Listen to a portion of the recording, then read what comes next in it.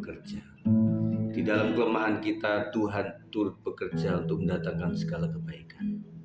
Kita naikkan pujian ini.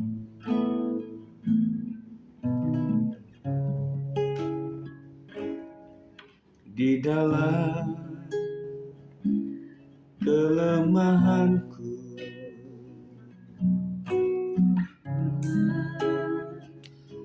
kuasamu buatlah aku lebih hebat Tuhanku. Ku bersyukur kepadamu.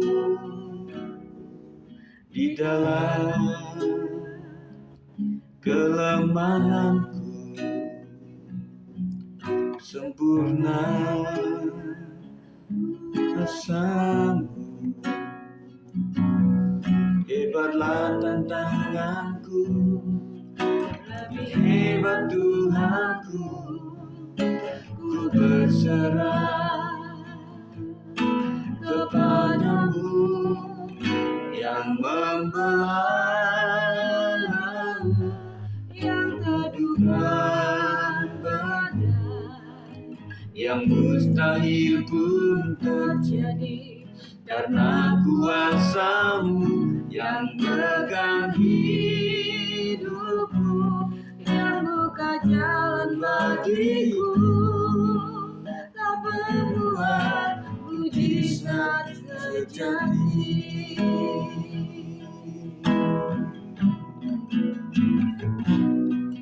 Di dalam kelemahanku, sempurna kuasamu. Hebatlah tantanganku, lebih hebat Tuhanku.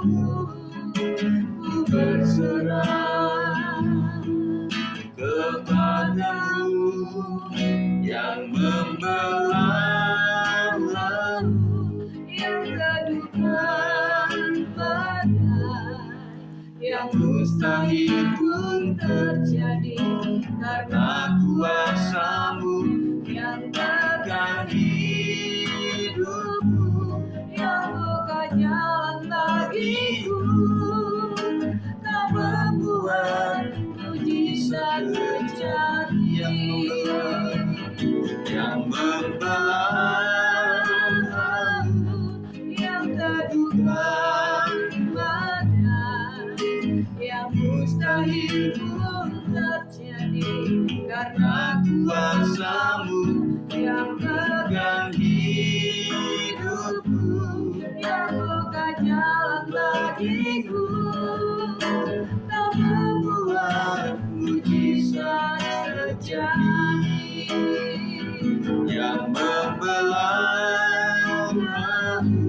yang teduhkan badai, yang mustahil pun terjadi karena kuasamu yang pegang hidupku, yang buka jalan bagiku. Tak membuat mujizat terjadi. Kau pembuat mujizat terjadi. Kita akan mendengarkan firman Tuhan. Nanti Bang Andi akan membawa kita dalam doa. Silakan Bang.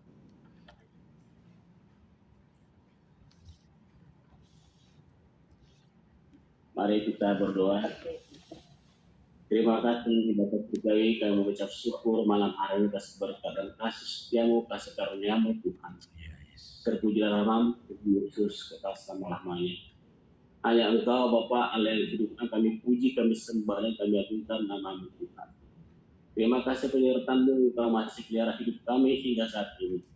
Berkati kami Tuhan yang melakukan jihad ini dimanapun, sidang jemaat kami, PBS dimana biarlah Engkau curahkan kuasa-Mu dari surga, Engkau yang bekerja Roh Kudus, Engkau berkata atas kami dalam ibadah Jumat kami.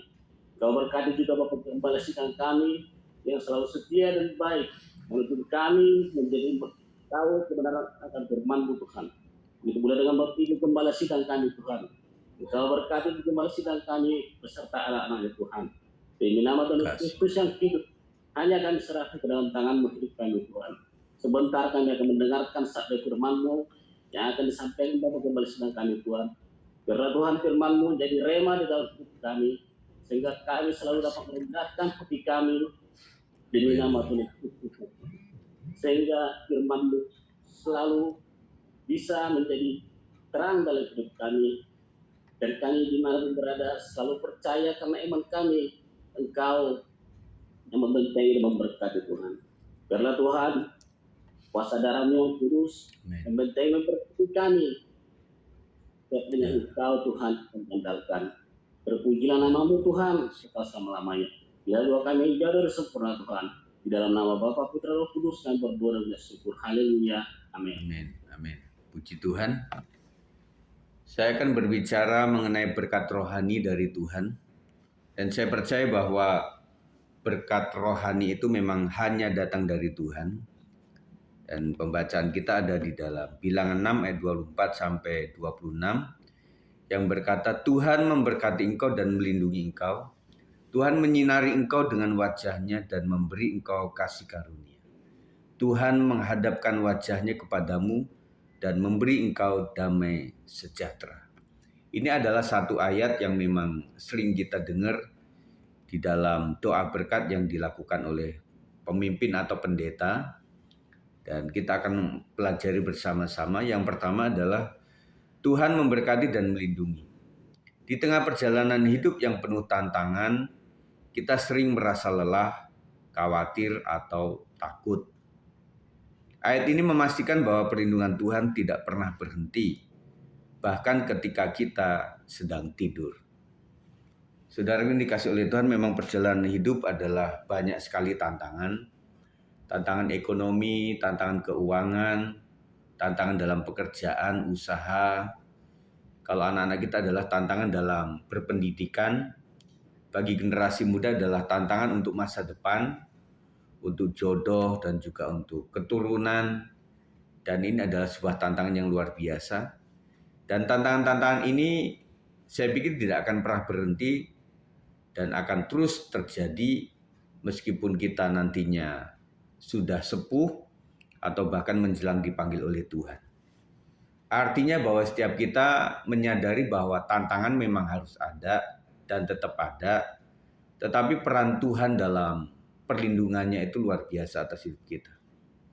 Apapun kelelahan kita, Bapak Ibu Saudara sekalian, kekhawatiran kita atau ketakutan kita, untuk apapun itu, kita serahkan kepada Tuhan bahwa kita percaya bahwa perlindungan Tuhan tidak pernah berhenti atas kita. Tetap percaya dan tetap percaya. Bahkan ketika kita tidur pun Tuhan tetap melindungi kita. Makanya pada saat kita bangun pagi dan kemudian kita masih bisa bangun, bisa melek, kita masih bisa mengecap, kita masih bisa angkat tangan, kaki kita masih bisa berjalan dengan baik, jangan lupa bersyukur. Ya. Dan untuk yang masih sakit-sakit dan juga bergumul untuk kesehatan, teruslah bergantung sama Tuhan. Dan pertanyaannya sama, kenapa Tuhan izinkan kita menderita itu? Supaya kita bergantung kepada Tuhan. Kadang-kadang terlihatlah bahwa semakin lemah tubuh kita, maka iman kita semoga semakin kuat, begitu ya. Karena kita terus mengandalkan Tuhan dan kita berdoa kepada Tuhan. Bukankah itu bagus untuk kita? Tetapi tetap kami berdua juga mendoakan untuk seluruh jemaat supaya yang sakit juga sehat dan sembuh, pulih, dan juga keluarga yang mendukung si sakit juga diberikan ketabahan, kesabaran untuk bisa tetap menjagai, dan atas pertolongan Tuhan pasti bisa itu semuanya. Malam hari bukan hanya untuk istirahat, tubuh tetapi juga menyerahkan kembali hidup kita kepada Tuhan. Tuhan berkata, aku menjaga engkau malam ini, aku menutup harimu dengan berkat-Ku. Dan itulah yang kita syukuri Bapak Ibu Saudara sekalian, bahwa ketika kita sudah melewati dari pagi hingga malam hari dan kita boleh beristirahat, itu adalah anugerah Tuhan. Itu yang pertama. Yang kedua, wajah Tuhan menyinari hidup kita. Ketika Tuhan menyinari wajah-Nya, itu berarti dia menyatakan perhatian dan kasih-Nya kepada kita.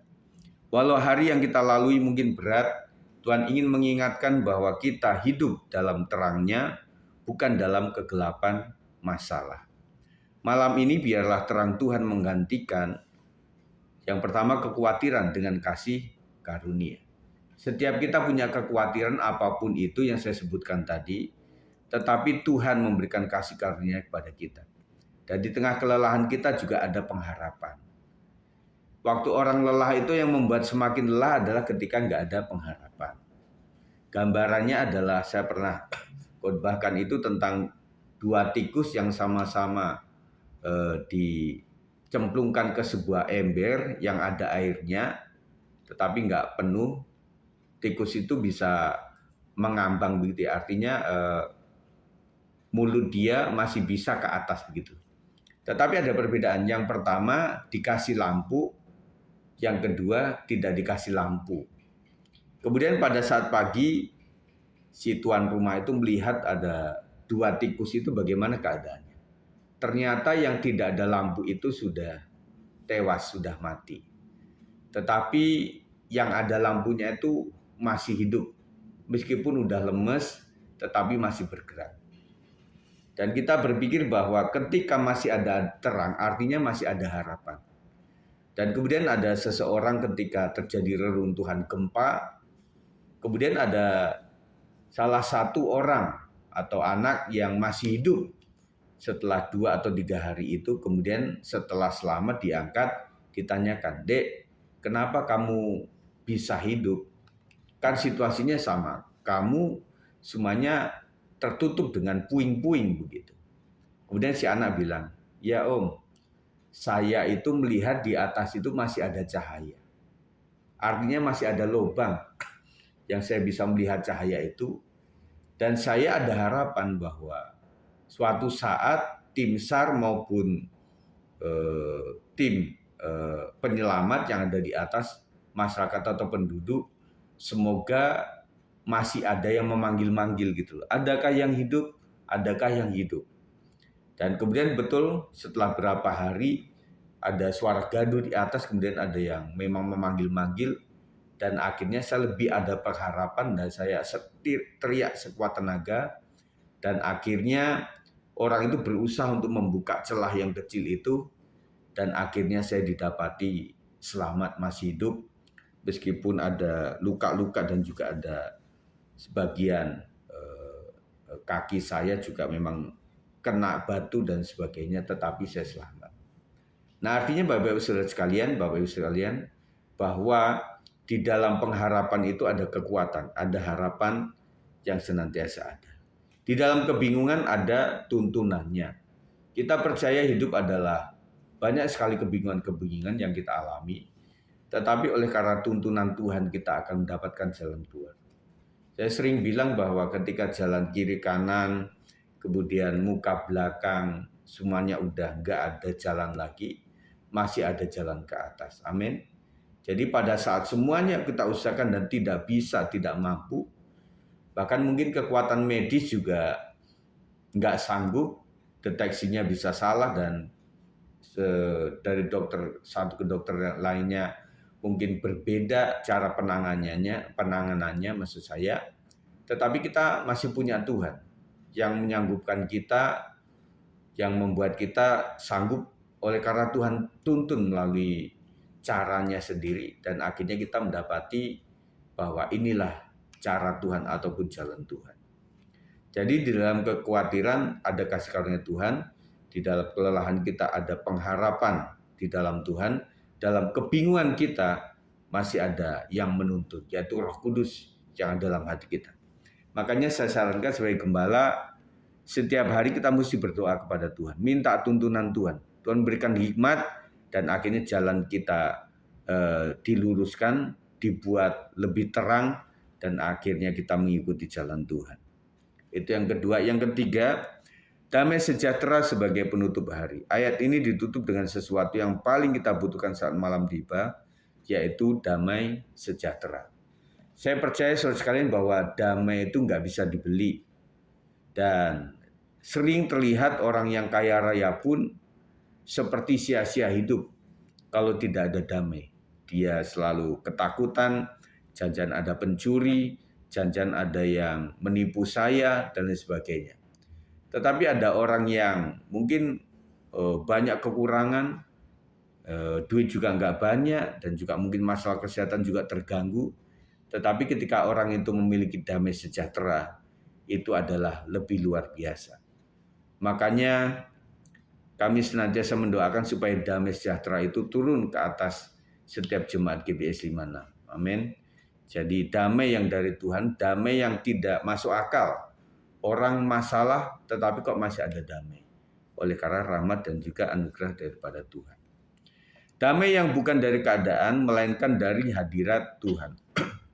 Nah, damai yang dari Tuhan itu bukan ujuk-ujuk datang, tetapi damai itu muncul atau lahir dari kita mengalami hadirat Tuhan. Hadirat Tuhan muncul itu dari upaya kita untuk mendekat kepada Tuhan di dalam doa dan juga dalam pujian penyembahan kita. Damai inilah yang pertama menenangkan pikiran kita. Saya percaya orang yang tidak memiliki damai, pikirannya akan gaduh, pikirannya akan sempit, kemudian pikirannya juga nggak jelas kemana. Tetapi orang yang memiliki Kristus lebih tenang pikirannya. Kemudian damai yang mengistirahatkan hati kita. Artinya keluh kesah kita, hati kita yang sudah capek, hati yang sudah pokoknya penuh amarah dan sebagainya. Tetapi ketika Tuhan turun, hadiratnya turun, maka kita bisa istirahat. Ya. Yang ketiga, meneguhkan iman menghadapi hari esok. Itulah damai yang datang daripada Tuhan. Sebagai penutup, sebagaimana Tuhan memberi berkat ini kepada Israel, Tuhan juga menaruh berkat yang sama kepada kita malam ini. Di akhir hari kita boleh berkata segala perjalanan hari ini ada dalam tangan Tuhan. Aku tidur dalam damainya. Itulah yang saya sampaikan malam hari ini. Sekali kiranya Tuhan memberkati kita. Dan kita akan berdoa. Yang pertama nanti mohon Pak Sab ya mendoakan untuk Indonesia dan Jawa Barat serta Kota Depok. Kita sebelumnya naikkan pujian Ku Tetap Cinta. Ku tetap cinta, ku tetap cinta, walau badai datang menerpa, ku tetap cinta, ku tetap setia, ku tetap setia, walau pandang menerpa, ku tetap setia.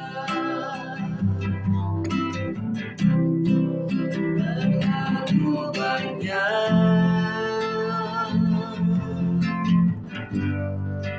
yang Tuhan telah beri, tak mungkin ku balas dari apa yang ku miliki. Persembahkan seluruh hidup,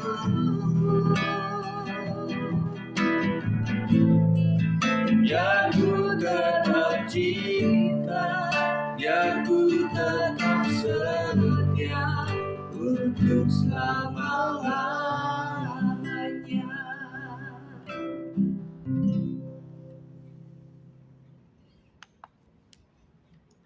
Mari kita bersatu dalam doa. Tuhan Yesus, terima kasih ya Bapa untuk penyertaan-Mu, kasih setia-Mu yang tiada habis-habisnya bagi kami Tuhan. Malam hari ini Tuhan, kami menyerahkan Tuhan negara kami Indonesia dalam tangan-Mu ya Bapa. Allah kiranya Engkau senantiasa mencurahkan damai sejahtera bagi setiap kami, bangsa Indonesia ini ya Tuhan. Biarlah kiranya kami boleh Tuhan menjadi bangsa yang senantiasa Tuhan menjadi corong kedamaian Tuhan, menjadi contoh bagi seluruh dunia Tuhan tentang keberagaman kami, namun kami senantiasa Tuhan untuk mengasihi satu sama lain, terlebih karena Engkau lebih dulu mengasihi kami ya Tuhan. Kami menyerahkan bangsa ini ke dalam tangan-Mu Tuhan, semuanya dari